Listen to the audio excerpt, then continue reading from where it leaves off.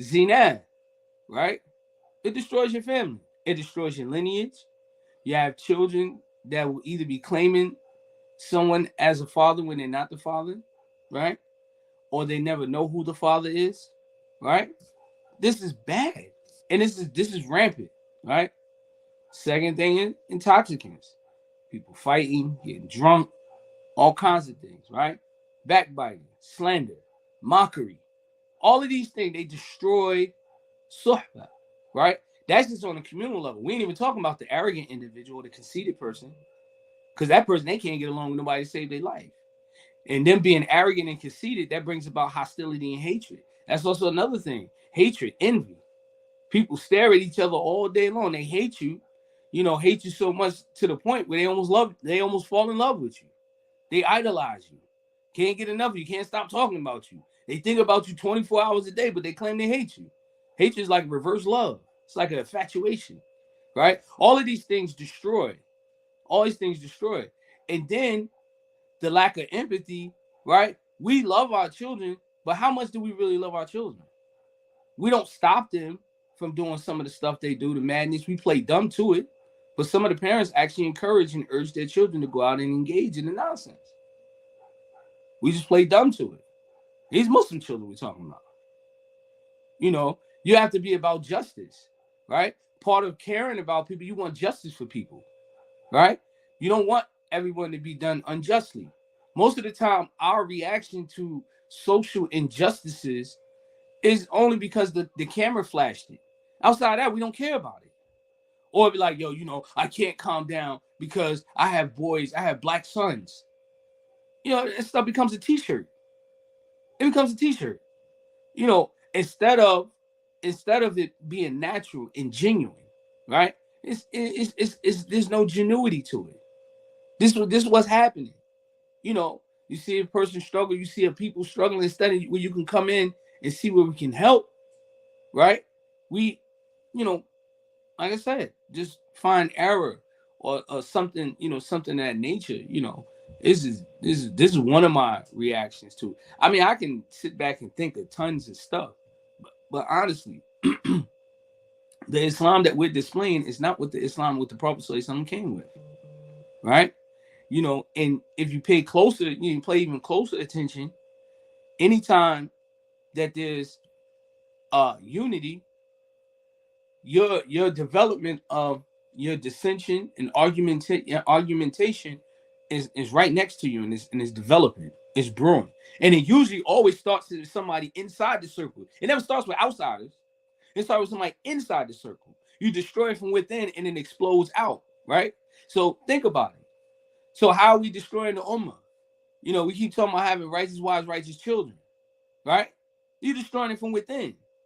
This is where the beginning goes at. And then what happens is we're so caught up as the parents, arguing, fussing, and fighting. This one's drinking, this one's cheating, and we got a bunch of kids. You forget about the kids. You be like, yo, just throw them in camp. Like, that's a Christian camp. Well, I ain't got no money to pay for the Muslim camp. And then little Yahya is learning about Jesus. And then he's sitting there talking about old Jesus. And you like, well, astaghfirullah, you ain't supposed to say that. Right? We don't care. We don't care. If we cared, there'll be more meaning and purpose behind the things that we're doing. We're guilty of not caring. We will follow and put on a thobe.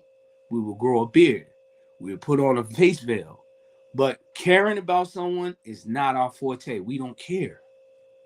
If you care, you spend time talking to a person, right? The Prophet ﷺ talked to a group of men and women who was trying to kill him for no other reason other than the fact that he didn't want to worship their idols.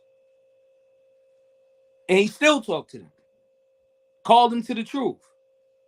We don't do that. We don't care. As a matter of fact, the rest of us who don't care, some of us care in the wrong way, so much so that we'll try to change the deen versus changing ourselves. And we'll start doing this, doing this. That's another rant, good brother of mine, but he ranting about celebrating Christmas. Who does that? Ranting about celebrating Christmas. Christianity is not the religion of Isa ibn Maryam, and it's full of kufr and shirk. You can't get around it. So now it's like, okay, well, let's change the intention. The only one that can ever change anything that is currently being practiced that wasn't founded by Islam is Rasulullah sallallahu alaihi wasallam. If he ain't legislated, and Christmas been around for a long time, if it ain't been legislated, spoke on it, we shouldn't be trying to practice it. We don't care. We don't care about our own deen. We really don't care about ourselves. We fight. You know, like I mentioned today in the khutbah, our life as Muslims begin when we die. All of the Muslim preachers and teachers, they're preaching to you to preach about safety and long living. Right? They browbeat you to make you feel bad about your sins you committed, but then we neglect all the other aspects of Islam. We respect how you talk about prostitution, but you don't cut off the avenue of prostitution and fornication.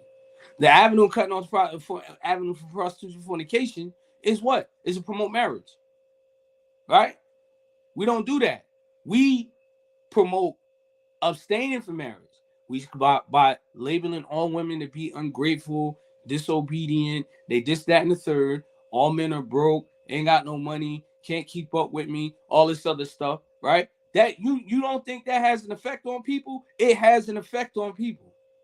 It has an effect on people. The same way that Muslims smoke, drink, and all those things on camera. It has an effect on people. Right? I'm going through it. We make everything sound cool. I ain't on my deen. Dude, what the hell is I'm not on my deen? Either you Muslim or you not. We create categories that ain't never been heard of. I ain't practicing right now. What the hell does that mean? I'm not practicing. What does that really mean to you? I ain't practicing right now. What does that mean? My deen,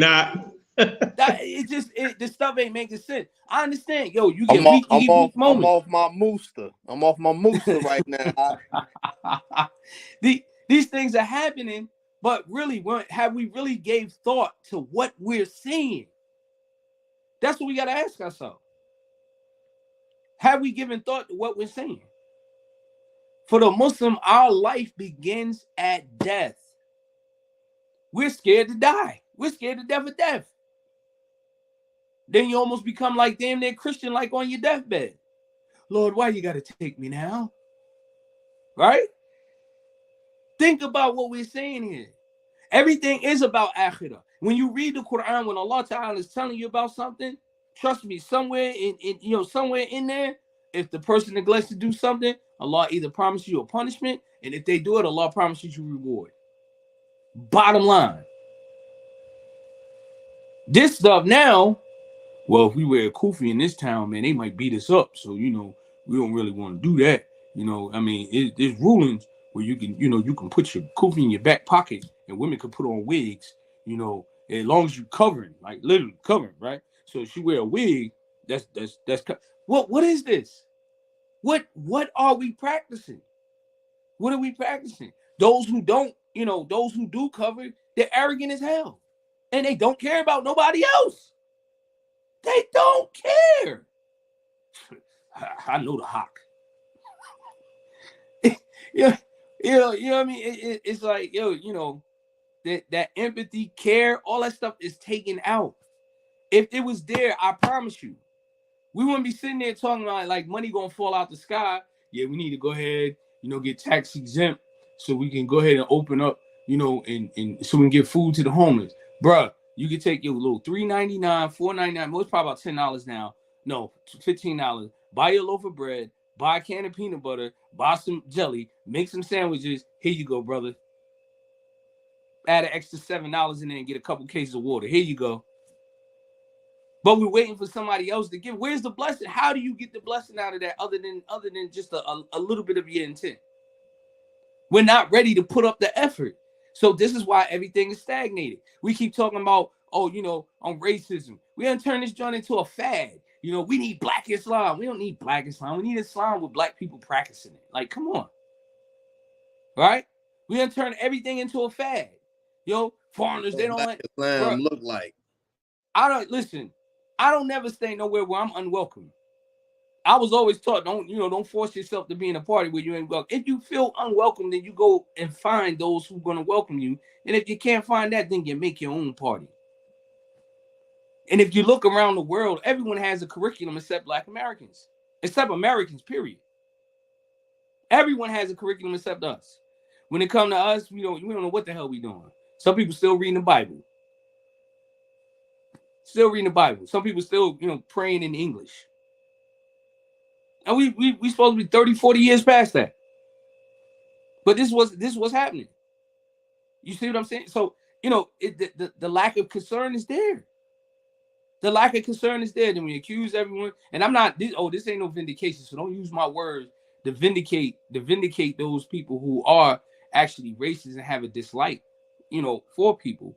But you can't keep worried about what everybody else thinks for you and keep crying and begging everybody, to do it. It's like it's like this. This is the best parable I can give you. I've never been myself, I don't think I have, but I've never been guilty of this. But I know a lot of people that has. you have a woman that's like basically doing everything she can for your attention. Right? You keep ignoring her. She's almost literally like, doing handstands, with her feet out for you, so you can see her. And you just overlooking, you chasing the other woman who don't want you. Then when you realize, like, yo, man, I've been spinning my wheels all this time chasing her, and you go to turn around, she gone. You looking for her now, right?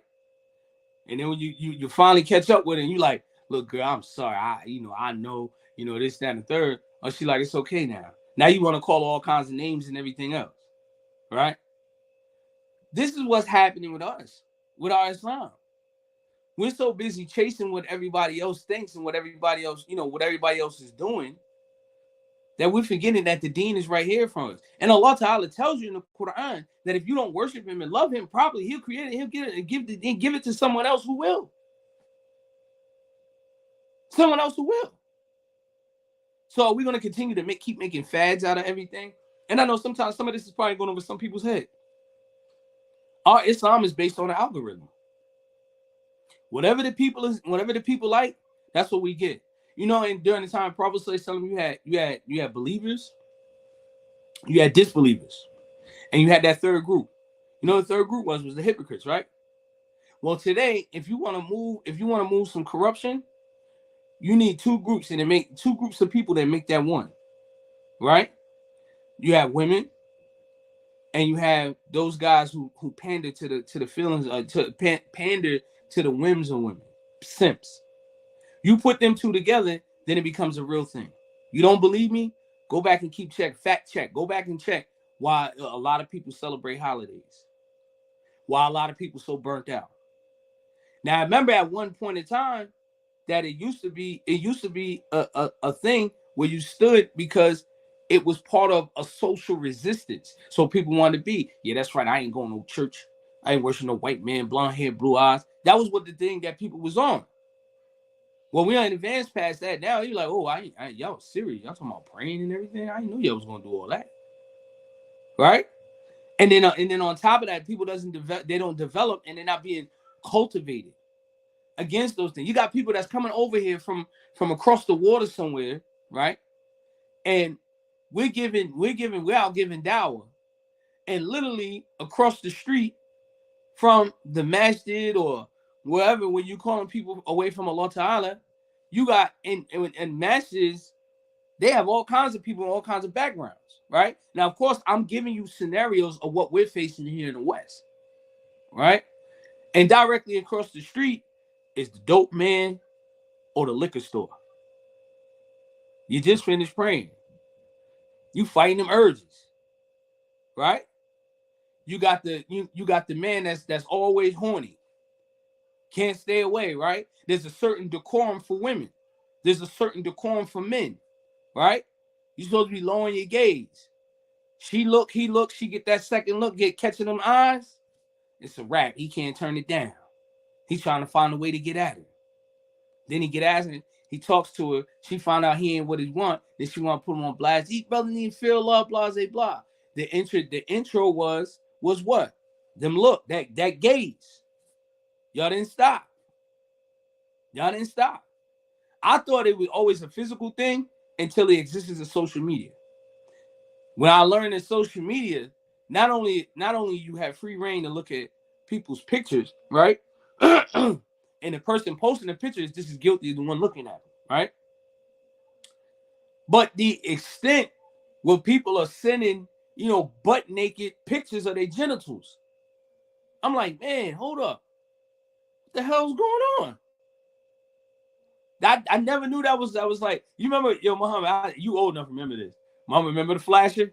The flashing man, he be butt naked under that pea coat, right? That's exactly what these inboxes of your genitals is now. It's the flashing man. Shake it. It's ridiculous. At least the flashing man, the person who's seen the flashing man on the other end, they weren't participating in it, right? But now when you're posting, these seductive, type of poses and pictures, and then the man he wants to open his trench coat, and then you like, oh, if you're gonna send me a pic of your thing, at least make sure it's big, right? Like, come on. And it's my reaction because these are real live posts. I'm not making it up. It's the truth. Yeah, I got anything else to add? With Sully just disappeared on us. He asked the question and just left. Bang. But anyway, go ahead. Don't let me talk all day. That's how his service is, man. You gotta leave that Metro PCS alone, man. Yeah, but that post I had put up a few days ago about adultery, I thought it was taller than it got. I mean, but about polygyny, being halal cheating, I thought it was gonna get a little bit wild. It's just some people on there, they was like just taking it all over the place. You know what I'm saying? But it's real. People think like that. And the only people that I've noticed that think like that are people who are engaged in fornication, and this is part of their makeup. This is what they do. You know what I'm saying? They this is what they do. They can't break away from it, and they only can't break away from it because Allah Subhanahu wa Ta'ala haven't assisted them or aided them. You know what I'm saying, and to protect them from it. But it's also related to how how. Oh, I don't know if that's me or not. Individual thought, the way what they think about their Islam. I mean, some people they just feel a sense of hopelessness. You know what I'm saying? Like they're just stuck in that condition to where they can't better themselves and change from that. And part of change also, you got to change around. You got to change your companionship. You know what I'm saying? Some people are just not your friend. They just don't wish good for you. You know what I'm saying? They see themselves in a slump because they consider you to be their friend or their companion. They want you to be in the same state that they're in. Sometimes you just have to let them people go. Let them be them. In order to save yourself. Some people that commented on it, they never in their life ever seen what a good marriage looked like, or what a good polygynous marriage looked like. They can't tell you the good of it nor the bad of it, based off anything that they've lived themselves, because they ain't lived it. Some people that may have made comments not even married. You know what I'm saying? And if they are married, they ain't never been married more than 10, 15, 20 years. Maybe all together they have, but to one or two or one individual or them and two other sisters were married to the same husband for 30 years. Many of them haven't seen that. They haven't seen that at all. They even make a proper assessment or even to make a judgment on it. You know what I'm saying? And some people who have lived it, who've seen it growing up, some of them don't want that for themselves, and some they see this in it. All right, let me ask you this. To be truthful, there are some people that are not even fit to be monogamous. They're not let even me fit let to be me the only wife. let me ask you this question: what makes the people feel like polygyny is so bad if they never even experienced it? Because what they have heard from second or third person about situations that they don't know the truth of is why they look at it that way. Like Because like like before I was Muslim, like for example, they know a couple, right? They know a couple. A brother, he has more than one wife, or he has two wives or three wives. One of them wives may be a Christian.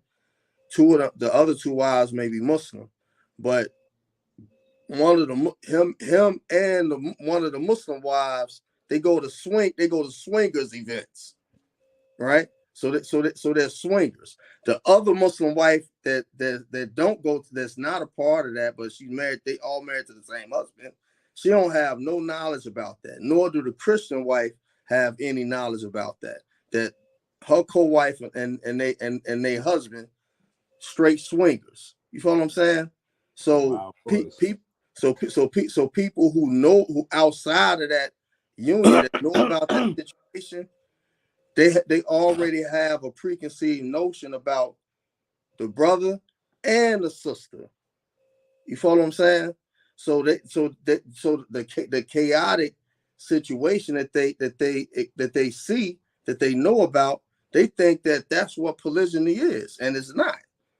You know what I'm saying? Well, because I think when I was more so what I was asking, but it's more, I can kind of like answer my own question. Their perception of what they've been involved in is always their go-to point, right? Meaning, if you're a man and you always juggle more than one woman, we do it by default. We think that we're doing what we used to do in Jahiliyyah, right? And I can admit this as a man, as a Muslim man, it's not the same. And honestly, it wasn't even a conversation. The only thing that we used to discuss in Jahiliyyah was you was always getting accused of cheating. And sometimes it depends on the kind of dude you was. You was bold with your cheating. It was like, mind your business. Why you always worried about what everybody else saying, right?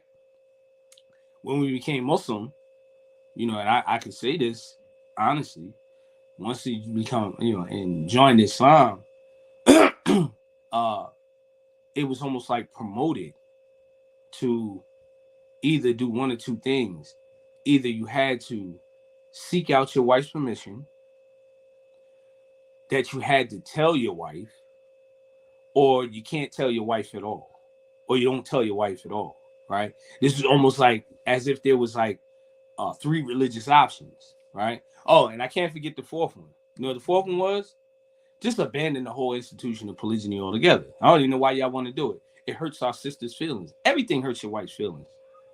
You know what I'm saying? It's something, really, like, I'm not even making this up. There might be a situation that's serious and you reprimand her about it, it hurt her feelings. So what are you gonna do? Just like, you know what, just next time just go ahead and do it because I don't want to hurt your feelings. Right? So these were always the four options on the table. And it always puts you in a position. Now, there are some people that don't need to be in polygyny, but if you don't need to be in polygyny, you don't need to be monogamous either. No. See, that's the catch 22. Well, his brother ain't ready, then what makes him good enough for you to be married to him currently? Right? So it's like, and you're not even being slick with it. If you was being slick with it, alaikum salam, rahmatullahi barakatuh. Alhamdulillah, barakallahu fikum. If you were being slick with it, I'm speaking from a woman's perspective, I would, like, listen, I want for my sister what I want for myself. I don't even want them. So I don't want you to want them either. Right? Nah, you don't do that. You go on a tirade, parade, how he ain't this, how he ain't that, and now we got social media, so now you can post about how he ain't anything. You can take snapshots of of his dirty drawers if you wanted to and put up there. It's so forth, right? And go on and on and on about it.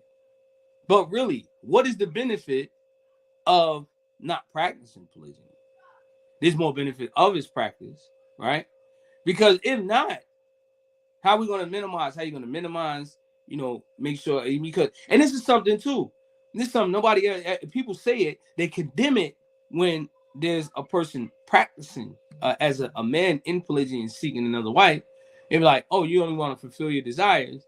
But if you're unmarried and you want to get married in order to protect yourself from zina, as long as it's one wife, it's okay. It's no problem. You don't hear anything about it. I'm just getting married, for friendship. Listen, if a person has it when you're younger, your urges are higher, you're stronger, right? I'm not saying that they're not strong when you get older, but kind of like when you start getting older, you're a little more resolved, you focus, and sex doesn't go out the window. That's not like your main focus. When you're a young man, you like eat, sleep, and just think about. That's all you think about. Like, yo, they fasting. Being around young newlyweds, they fasting. They looking at their watch. What time my girl come in again? Right? You like, all right, yo, we got some dates here. No, he leave before the Adhan is called. Where he going? He going home. You see what I'm saying? So, but as soon as he get married and then he gets married again, then all of a sudden sex is a crime. Hey, look, right. When you mentioned that reminded me of Umar ibn Khattab, and he was doing a voluntary fast. And he had said when he came in the house, his wife was bent over and she looked like the moon. He broke his fast.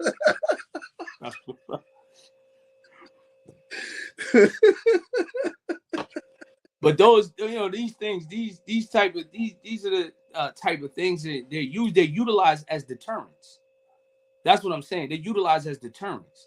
Sometimes it's precautionary, and we're the type of people, we focus on the negativity versus focusing on the benefit of things. And most people, and honestly, most people that are in polygyny, you ain't never gonna know it. The people that you know that's in polygyny, they don't last long. When's the last time you seen somebody take a picture? Like, I remember a close friend of mine, he's married to 2 women, took a picture with her. Boy, that joint went viral. Not only getting viral, but his marriage ain't even last no more than like a couple weeks. It didn't last long. But I know plenty of people that was in polygyny, and I'm talking about some of my old heads. They be like, yeah, shit got like 25 kids and 4 wives. Like, what? But you don't never see him taking pictures about it, none of that. You see his kids? You see his kids. His kids will tell you that that his mom, and they don't be mother and father, from the same mother. They be the same father. But just they got different mothers. But all of this stuff, no, there's never no focus on that kind of thing. We spend too much time trying to destroy and tear each other down and tear everything down. That this is why these kind of posts now is, to me, is redundant. When people start talking about some, why do men always want a second wife? Why do they crave other women? Why do you crave a husband? Why do you crave a husband? Don't tell me you don't want your husband because you don't want your husband sexually. And why is sex always the only thing that matters? It's the only thing that seems to be the focus for everybody. That's it. You see? So therefore, we're not talking about, you're not talking about, you can't build with somebody, you can't build with that kind of mentality either. Because one of the things, and I think this puts us as a people, black people, at a disadvantage. We are not used to being people in power. I'm going to say it again. We're not used to being people in power. Sometimes when you start talking about power and politics and things like that, people lose interest, but it should be your utmost interest because your people never had it. Just because you got a black councilman, a black mayor, a black governor, and even a black president now, that doesn't change the mentality. The only thing you do is you embrace the mentality of the social atmosphere that you live in. But what you're going to do, you're going to uphold that political philosophy and strategy you know, to that standard. And this is why many of us cannot embrace what Islam is actually promoting. You're going to embrace that standard that's being promoted as the correct way.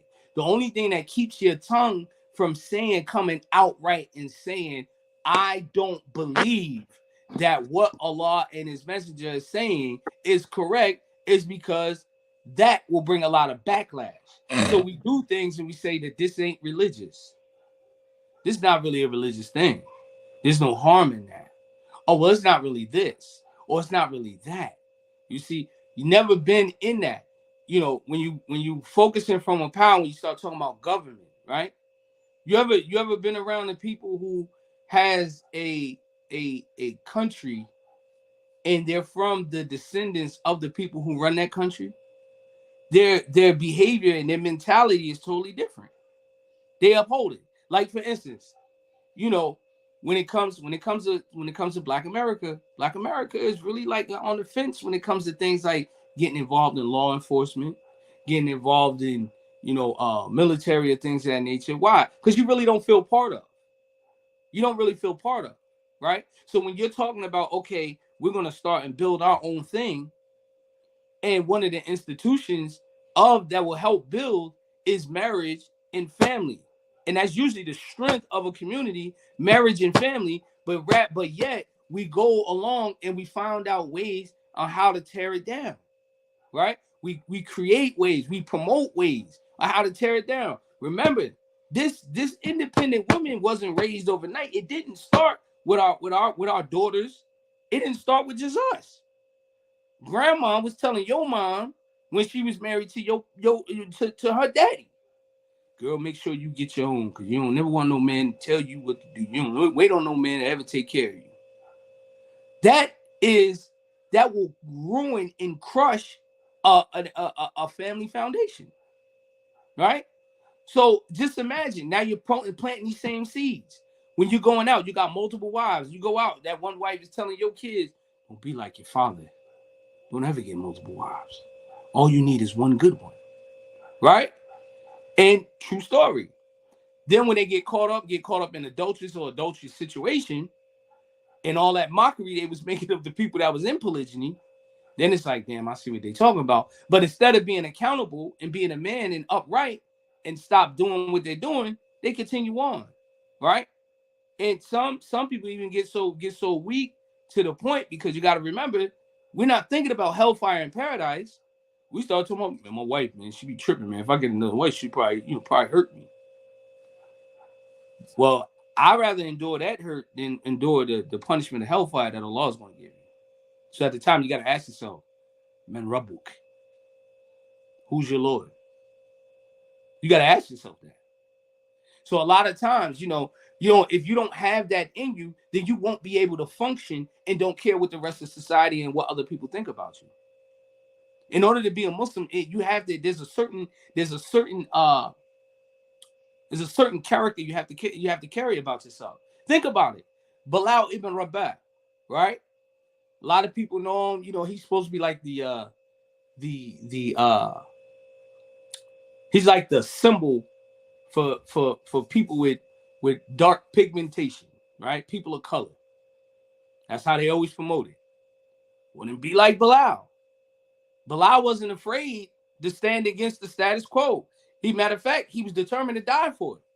They put a rock on his chest in the middle of a hot desert, left him there to get burnt by the sun, while the only thing he was screaming was, Ahad.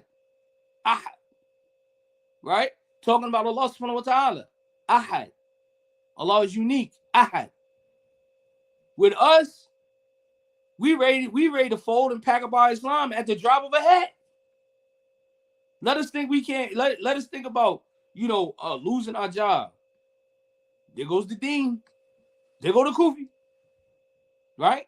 So, and now you're talking about polygyny. If you ever pay attention to social media, what we post, we're always speaking down and clowning and criticizing our Islam to the point where we discourage other people from it. Just because you pose it as a question, right? Then you open up the floodgate for all kinds of ignorance that to come, Like a good intellectual conversation come out of these things. It just usually be like a mockery show. You see what I'm saying? So I mean, we have to mature. We gotta mature. We still on ground zero. We still fighting over who gonna pay the bills. If you're a whole man or a half a man, if you ain't got all the money, we still fighting over that. If you don't think the man you with because you don't have a lot of money to be able to pay every single thing, you don't think he's a whole man, then we ain't gonna be able to get nowhere. Because you got a whole pool of those kind of men, right? So this is what I'm saying. We're never gonna take off. And so this is why it's so easy for us to fall off our deen. I ain't practicing right now. Well, my children, I'll let my children choose what religion they want to be. If you believe that Islam is the truth, if you believe that it's the truth, if you believe that Islam is the truth, you're not going to make those kind of statements. You're going to go to people, you're going to call them to the deen, because we know that if a person dies and they don't die worshiping Allah subhanahu wa ta'ala, they're going to the fire. And this is why every time when the entertainers die, or some non-Muslim, we RIP and sleep in peace. There's no peace for those who did not worship Allah Ta'ala in this dunya. Unless you don't believe that. There's no PIP, RIP, SIP, right? No tattooing. You shouldn't get no tattoo. You're dead homie. They're dead and gone. Their life is complete. Now you got to complete yours. But these aren't the things we think about. Hey, Mom, you got anything else to add in? Because it looked like everybody done disappeared on us. Now I want to keep going on and on.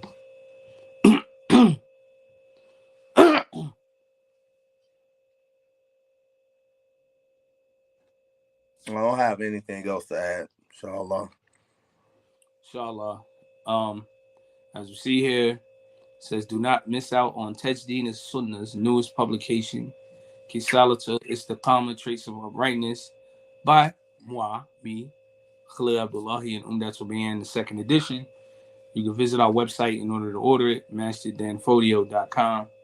Also, we're going to have our Twitter. There's going to be the Soullutionz Twitter.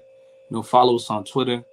We can have a dialogue. We can take it from here and take it on Twitter. Even create some, help us create more content and things of that nature. And we carry our dialogue, inshallah. On that. I think it's the Soullutionz at Twitter. Then also we got Tajdi Sunnah, Tajdi Sunnah Institute Instagram. Inshallah. We have that as well. Share, like, tell a friend, and just now, you want to put this out there as a disclaimer. If the content that we discuss here isn't entertaining enough, don't want to disappoint you, but we're really trying to provoke thought and create solutions, for a lot of our problems, especially on the Islamic front, and this is like a platform where we discuss, contemporary issues, that we actually face right now, even though it's way more than what it is. One of our biggest issues that we always seem to face all the time is, dealing with relationship, and that's because so many people engage in it, and it doesn't, not all the time does it have the flavor of Islam connected to it, and that's something that's important. So we want to promote that. We're not trying to will. I don't want to be promoting the idea that if you give a woman $5,000 as a dowry, all your problems is gonna go away, because that's a lie, right? I want to promote that idea. If your wife is annoying you, just go get a new one and your problems will go away. That's not it, but the mindset that you have going into the marriage is what plays a big role in everything.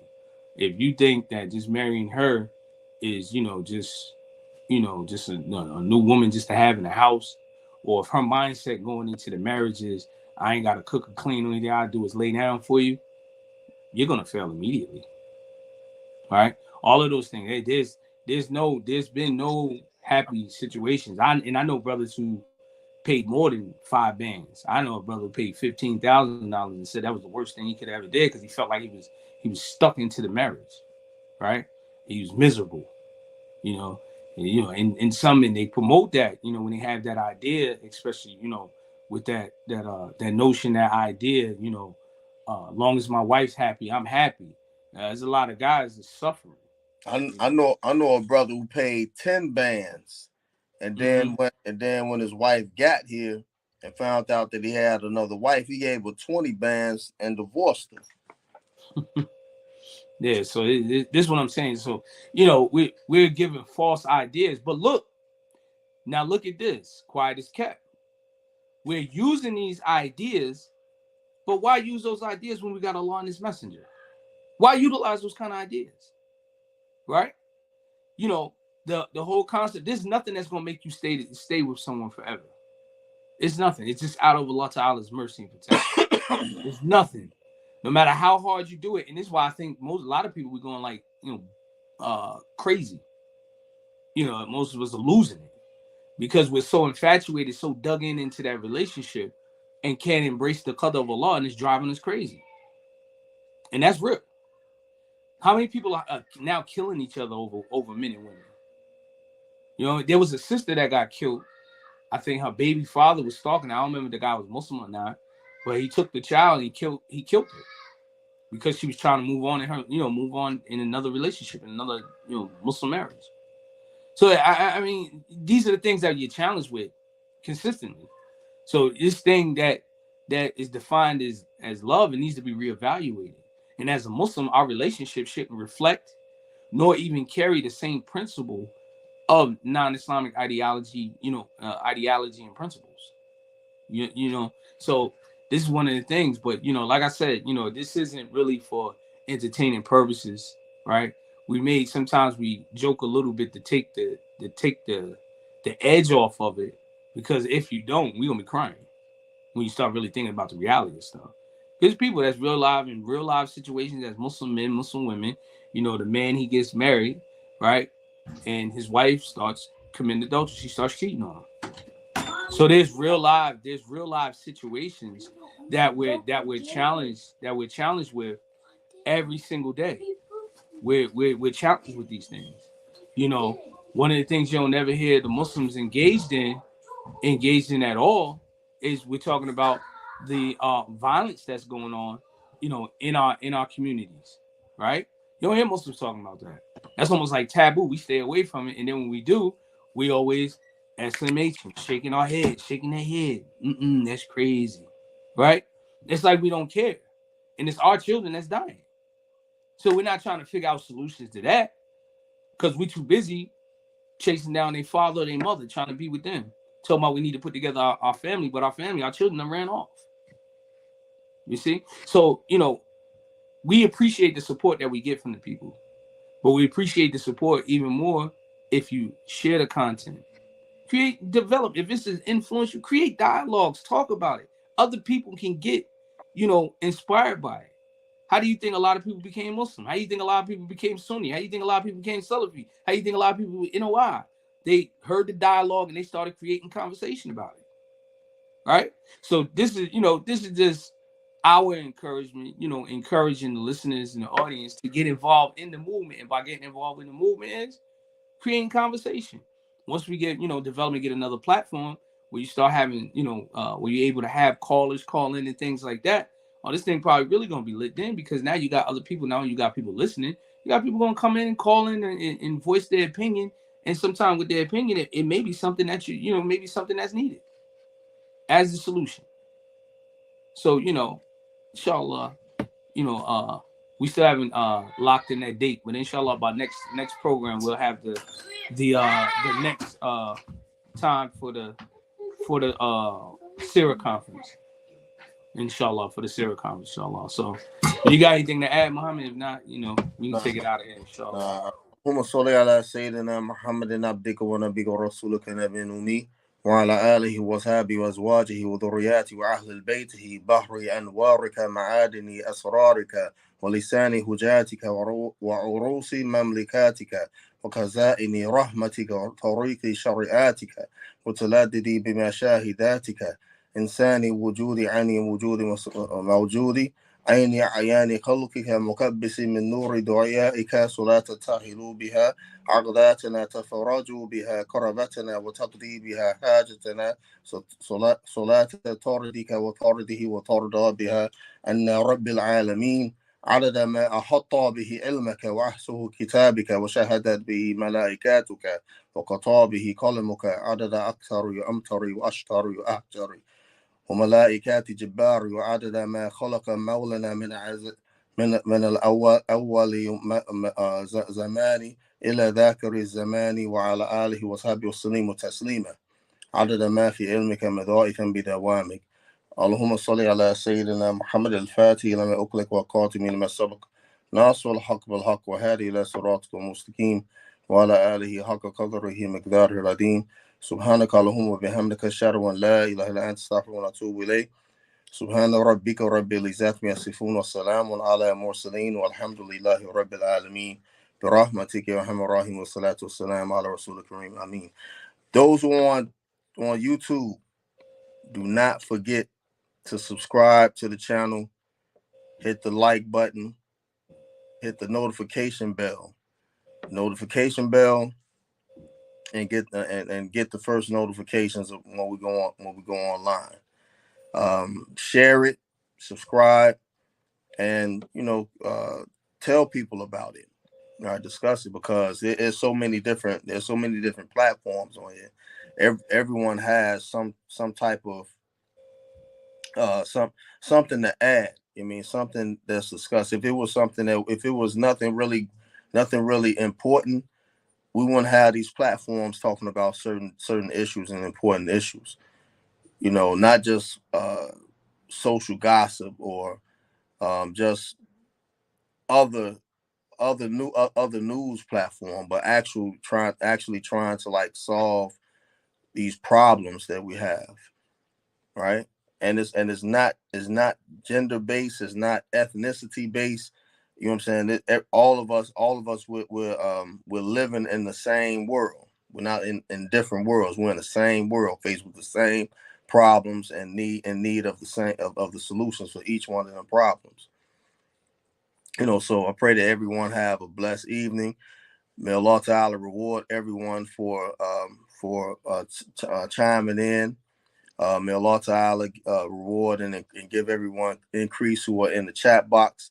And may Allah Ta'ala make all things easy and bless y'all with afia and iman and taqwa and yaqeen. Assalamu alaikum wa rahmatullahi wa barakatuh.